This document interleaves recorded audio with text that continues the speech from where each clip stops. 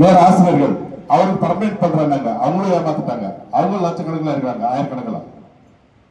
அதே மாதிரி 5 லட்சம் இளைஞர்களுக்கு வேலை வாய்ப்பு கொடுக்கறேன்னு சொன்ன ஏமாந்துட்டாங்க, இளைஞர்களும் ஏமாந்துட்டாங்க.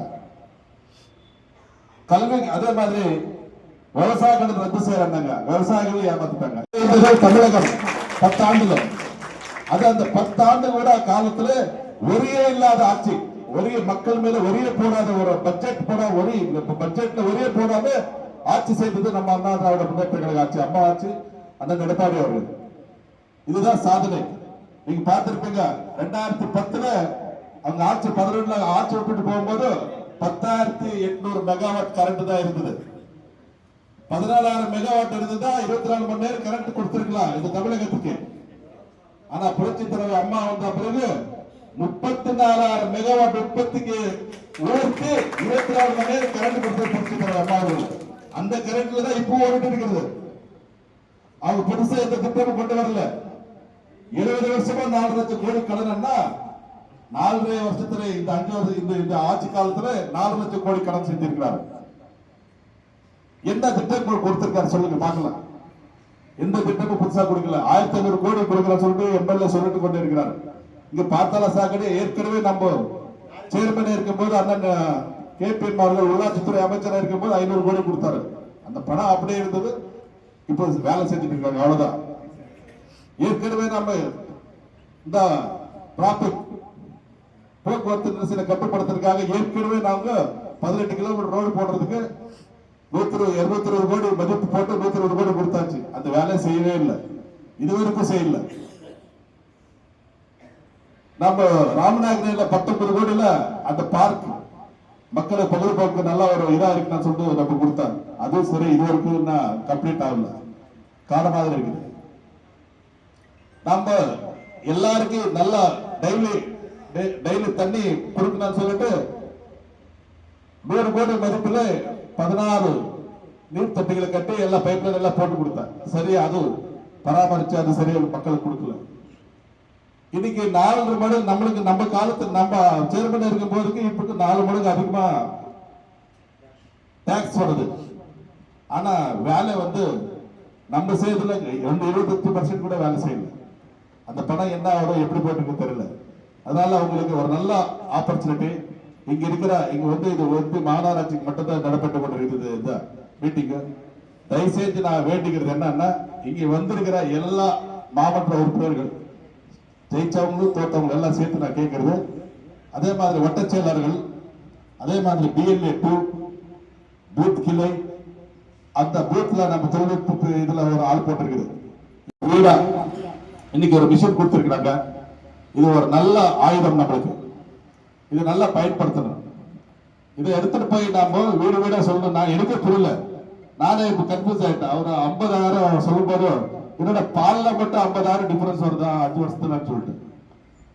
ஒரு பால் 2 லிட்டர் பால் வாங்கினாவே 5 வருஷத்துல 50,000 ரூபாய் நம்ம இந்த கவர்மெண்ட்ல லாஸ் ஆயிருக்குது. நம்ம கடந்த ஆட்சிக்கு இந்த ஆட்சிக்கு அரிசி எண்ணெய் வாங்குறதுல, ஹாஸ்பிட்டலுக்கு போறது, மாத்திரை வாங்குறதுல, இந்த மாதிரி எல்லா இதுல டாக்ஸ் இன்னைக்கு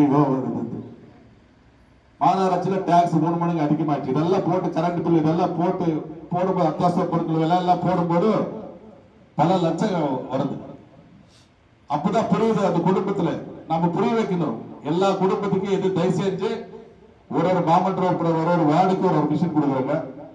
அதுல அந்த மாமன்ற உறுப்பினர் ஜெயிச்சவங்களா சரி தோட்டவங்களா சரி அவங்க கூட இருந்து எல்லாம் வீடா ஏறி இறங்கணும். ஒரு 8 நாள் கூட அவள் ஒன்றும் பிரச்சனை இல்லை. 8 நாள் ஆனா கூட பரவாயில்ல. 4 பூத் 5 பூத் 6 பூத் இருக்கும். கண்டிப்பாக நான் வேண்டுகிறேன்னா இந்த வேலையை கண்டிப்பா நாங்க செய்யணும். எல்லா வீட்டுக்கு போகணும். இந்த மிஷின்ல கொடுத்திருக்க இந்த டீடைல்ஸ் எல்லாம் வேலை செஞ்சு கண்டிப்பாக உங்களுக்கு நல்ல ஒரு வரவேற்பு கண்டிப்பா கிடைக்கும். எல்லா வீட்டுல ஒரு 90% வீட்டுல நம்மளுக்கு நல்ல ஒரு வரவேற்பு கிடைக்கும். நம்ம அந்த விழிப்புணர்வு நல்லா மக்களுக்கு தெரியும். அதனால தயவு செஞ்சு நீங்க இந்த வேலை செய்ய வேண்டும். அது மட்டும் இல்ல, ஏற்கனவே நம்மளுடைய புரட்சி தலைவர் எம்ஜிஆர் பிறந்த நாள், நம்முடைய புரட்சி தமிழர் எடப்பாடி அவர்கள் 5 திட்டங்கள் அறிவித்திருக்கிறார். முதல் கட்டமாக 5 திட்டங்கள் அறிவித்திருக்கிறார். நல்ல திட்டங்கள். ஆண்களுக்கு எல்லாமே பேருந்துல ஃப்ரீன்னு சொல்லியிருக்கிறாங்க. கான்கிரீட் வீடு கட்டி கொடுக்கப்படும். நிலம் இல்லைன்னா நிலம் வாங்கி கட்டி கொடுக்கப்படும். அதே மாதிரி பெண்களுக்கு இருசக்கர வாகனம் 25,000 சப்சிடியில கொடுக்கறான்னு சொல்லியிருக்கிறாங்க. 5 லட்சம் பேர் கொடுத்திருக்காங்க சொல்லியிருக்காங்க. அது இல்லாம 2000 ரேஷன் கார்டுக்கு 2000 கொடுக்கறேன்னு சொல்லியிருக்காரு. இந்த ஆட்சி உங்களுக்கு நல்லா தெரியும். புரட்சி தமிழர் எடப்பாடி அவர்கள் ஆட்சிக்கு வந்தவுடனே செயல்படுற திட்டங்கள் இதெல்லாம். இவங்க எல்லாம் எப்படின்னா சொல்லிட்டு 5 வருஷம் கூட செய்யல. ஆட்சிக்கு வந்த மறுநாளே இந்த 5 திட்டங்களுக்கும் கையெழுத்து போட்டு அடுத்த மாசமே கொடுக்கிற அவர் தலைவர் அண்ணன் எடப்பாடி அவர்கள், அண்ணா திராவிட முன்னேற்ற கழகம். இதுல சந்தேகம் இதெல்லாம் நல்லா ஸ்ட்ராங்கா சொல்லு. நம்ம எல்லா வீட்டுக்கு போய் ஸ்ட்ராங்கா சொல்லு. நம்ம இதுதான் நம்மளுடைய கடமை. இது செய்வீங்களான்னு நம்புறாரு. செய்வீங்களா எல்லாரும்? சத்தியமா எல்லாருமே வந்து இந்த வேலை வந்து கண்டிப்பாக 8 நாளுக்குள்ள நம்ம நோட்டீஸ் எல்லாம் அடிச்சு வச்சிருக்குது. நீங்க கூட அடிச்சுக்கலாம். அங்க இருக்கிற மாவட்ட உறுப்பினர் அடிச்சுக்கலாம். யாருன்னா அடிச்சு எல்லா சோர்ல வெட்டலாம். நம்ம கிட்ட கூட அந்த பாம்ப்ளெட் எல்லாம் இருக்குது. எடுத்துட்டு போய் எல்லா வீட்டுக்கும் அந்த திட்டங்களுக்கு கொடுக்கணும். இந்த மிஷன்ல வர்ற அந்த 15 சப்ஜெக்ட் அவங்களுக்கு விழிப்புணர்வோடு அவருக்கு சொல்லிட்டு அப்புறமா இந்த நம்ம ஓட்டர் லிஸ்ட் எடுத்தாங்க இல்லையா, இப்போ இது அந்த வாக்குறுதிகள் நிறைவேற்றிட்டான்னு சொல்றாங்க. இன்னைக்கு நீங்க எல்லாம் இது சொல்லணும். ஒரு 10-20 நீங்க பெட்ரோல் டீசல் விலை குறைக்கிறாங்க, குறைச்சாங்களா? நீட் ரத்து செய்யறாங்க, செஞ்சாங்களா? விவசாய கடன் ரத்து செய்யறாங்க, செஞ்சாங்களா? கேஸுக்கு மானியம் கொடுக்கறான்னு சொல்ல கொடுத்தாங்களா? இந்த மாதிரி நீங்க கேட்கணும், எல்லாம் சொல்லணும். அவங்க எதுவுமே செய்யல. ஆனா செஞ்சுட்டா சொல்றாங்க. அது என்ன செஞ்சுட்டாரு என்ன தெரியல எனக்கு. இன்னைக்கு தம்பி அருமையா சொன்னாங்க. இன்னைக்கு எங்க பாரு கொலை கொள்ளை. இன்னைக்கு தமிழகத்திலே அதிகமா, இந்தியாவிலே அதிகமாக கொலைகள் நடந்த மாநிலம் எதிரானா தமிழ்நாடு. இந்தியாவில் அதிகமாக கடன் செஞ்ச மாநிலம் எதிரானா தமிழ்நாடு. இந்தியாவில் அதிகமா பால்ய தொல்லை எங்கிறான்னா தமிழ்நாடு. போதைப் பொருட்கள் இருக்கிற மாநிலம் எதிரானா தமிழ்நாடு. இன்னைக்கு லாண்ட் ஆர்டர் இல்லாத ஒரு மாநிலம் தமிழ்நாடு.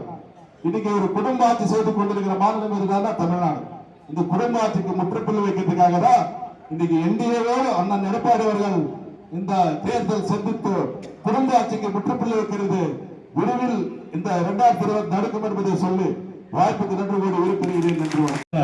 அண்ணா திராவிட முன்னேற்ற கழகத்தின் நிரந்தர பொதுச் செயலாளர் புரட்சி தமிழர் எடப்பாடியார் அண்ணன் அவர்களின் ஆணைக்கிணங்க இந்த தகவல் தொழில்நுட்பத்துறை ஆலோசனை கூட்டத்திற்கு தலைமையேற்று நடத்திக் கொண்டிருக்கிற அண்ணன் பி பாலகிருஷ்ண ரெட்டி அவர்கள் மற்றும் மாவட்ட சார்பு இணைச் செயலாளர் அண்ணன் சேப்பன் அவர்களுக்கும், பகுதி செயலாளர் ராஜன் அவர்களுக்கும், அசோகன் அவர்களுக்கும், வாசுதேவன் அவர்களுக்கும், மஞ்சுநாத் அவர்களுக்கும், எரமங்கலம் மஞ்சுநாத் அவர்களுக்கும், ஐடிவி மாவட்ட செயலாளர் பிரசன்ன அவர்களுக்கும், பழனிசாமி அவர்களுக்கும், அண்ணா தொழிற்சங்க சீனிவாசன் அவர்களுக்கும் மற்றும் தகவல் தொழில்நுட்பத்துறை அனைத்து நண்பர்களுக்கும், மாவட்ட உறுப்பினர்களுக்கும், மட்ட செயலாளர்களுக்கும் மற்றும் இங்கே வந்து கொண்டு எல்லாருக்கும் பத்திரிகையாளருக்கும் எல்லாருக்கும் எனது மனமார்ந்த நன்றி நன்றி நன்றி.